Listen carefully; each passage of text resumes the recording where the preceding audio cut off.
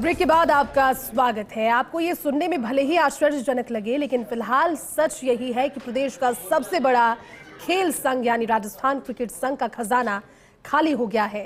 हालात यहां तक पहुंच गए हैं कि ना कर्मचारियों को देने के लिए सैलरी है और ना ही टूर्नामेंट कराने के लिए खर्चा।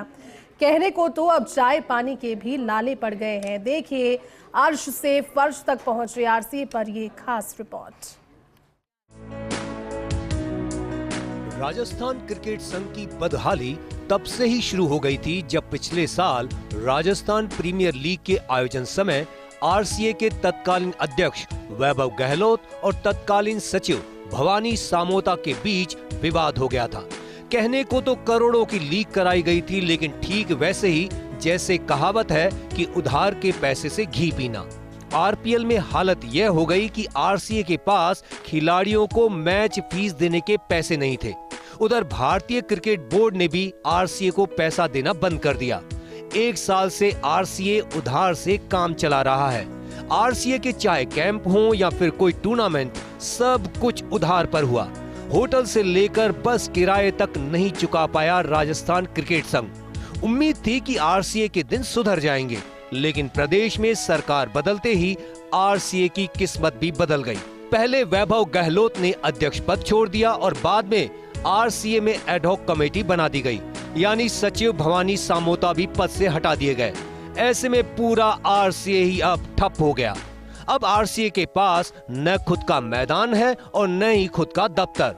आरसीए के कर्मचारी अभी जयपुर क्रिकेट संघ के स्टेडियम यानी केएल सैनी स्टेडियम से अपना काम कर रहे हैं।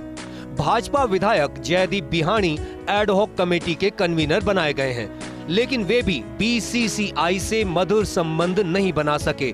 नतीजा यह है कि बोर्ड से पिछले करीब एक साल से आरसीए को पैसा नहीं मिल रहा। खाते में अब महज 2 लाख रुपए रह गए हैं। कर्मचारियों को 2 महीने से सैलरी नहीं मिली है।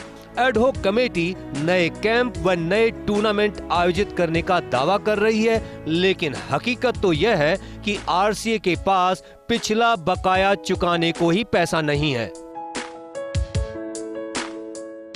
बुरे दौर से गुजर रहा प्रदेश का सबसे बड़ा खेल संघ, आरसीए का खजाना हो गया खाली। आरसीए के खाते में महज करीब 2 लाख रुपए बचे। बीसीसीआई से करीब 1 साल से पैसा मिलना हुआ बंद। आरसीए पर करीब 40 करोड़ रुपए की देनदारियां बाकी। न खिलाड़ियों को डीए मिल रहा, न कर्मचारियों को सैलरी। होटल से लेकर बसों तक के पैसे बाकी चल रहे आरसीए पर। आरपीएल में खेलने वाले खिलाड़ियों की फीस चल रही बकाया। अब चाय पानी के भी लाले पड़ गए आरसीए में। अब उधार से चल रहा है प्रदेश का सबसे बड़ा खेल संघ। उधर आरसीए के नए स्टेडियम का काम भी बंद पड़ा है। वेदांता समूह ने स्टेडियम के लिए धन देने की बात की थी और कुछ राशि दी भी थी, लेकिन अब आरसीए की एडहॉक कमेटी ही निर्माण कार्य की क्वालिटी पर सवाल उठा रही है। एडहॉक कमेटी ने सरकार को पत्र लिखकर स्टेडियम मामले में जांच की मांग की है। आरोप है कि स्टेडियम के टेंडर में भी घालमेल हुई है और क्वालिटी भी विश्व स्तरीय नहीं है।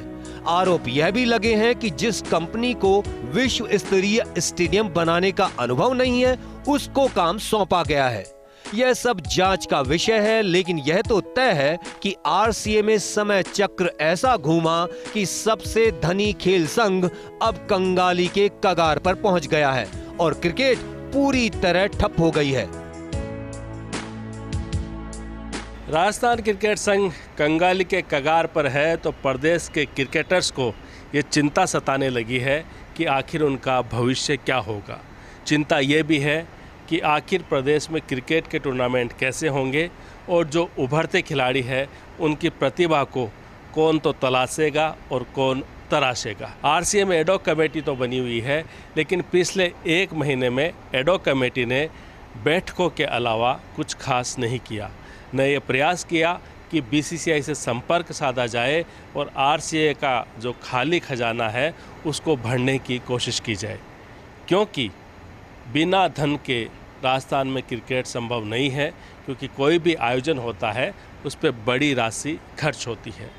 अब देखना यह है कि आने वाले समय में किस तरह राजस्थान क्रिकेट संघ का संचालन होता है और कब एडॉक कमेटी नए चुनाव की घोषणा करती है।